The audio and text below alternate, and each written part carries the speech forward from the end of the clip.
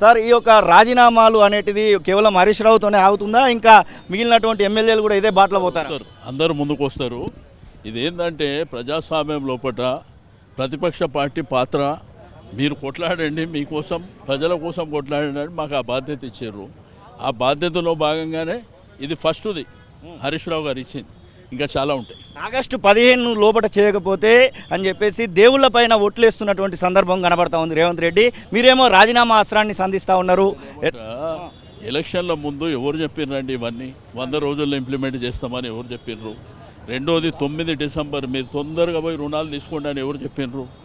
రేవంత్ రెడ్డి గారే చెప్పారు కదా. మరి ఇప్పుడు వచ్చింది టైము, మీకు ఆ 100 రోజుల టైం అయిపోయింది. ఇప్పుడు దేవుళ్ళ మీద ఒట్లు తింటే ఏంది? అందుకే హరీష్ రావు గారు ఏదైతే ఛాలెంజ్ ఇచ్చారో ఆయన ఆ ఛాలెంజ్ స్వీకరించి ముందుకు రావాలి. హరీష్ రావుకు మద్దతుగా మీరు సనత్ నగర్ ఎమ్మెల్యేగా కొనసాగుతున్నారు. మీరు కూడా అలాంటి ఆలోచన ఏమని చేయబోతున్నారా? మేము ఏమంటున్నామంటే ఇంకా ఇప్పుడు ఒక్కొక్క ఇష్యూ ఒక్కొక్క రకంగా వస్తుంటుంది. రేపు హైదరాబాద్ ఇష్యూ రావచ్చు. కాబట్టి ఉంటాయి. ఇదేంటంటే ఓన్లీ ఇది ఇనిషియల్, అంటే మొట్టమొదటిసారి ఇది ఒక కార్యక్రమం. ఇంకా భవిష్యత్తులో చాలా వస్తాయి. బస్ యాత్ర ఎలా జరుగుతూ ఉంది కేసీఆర్? చూసినగా మీరే టీవీలు పేపర్లలో చూస్తారు కదా, చాలా బ్రహ్మాండమైనటువంటి రెస్పాన్స్. మొన్నటిదాకా ఏమన్నారు, ఇలా పని అయిపోయింది, వీళ్ళు పనికి రారు, మా పోటీ మా మధ్యలోనే ఉంటుంది, వీళ్ళు ఒకరితో ఒకరు కుమ్మక్కైనరు అని మాట్లాడుతూ నిన్న భువనగిరి చూసారు కదా.